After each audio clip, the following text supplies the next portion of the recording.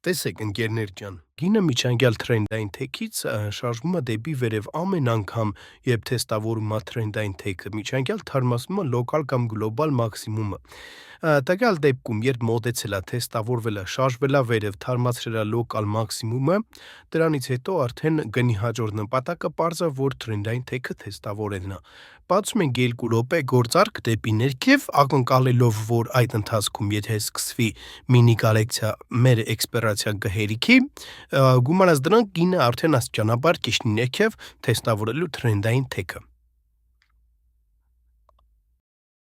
Սովորեք թրեյդինգը, ընկերներ ջան, սովորեք գրաֆիկների անալիզը, վերլուծությունը, ինչպես բացել գործարքներ, քանի որ սա 21-րդ դարի նավթն է համարվում։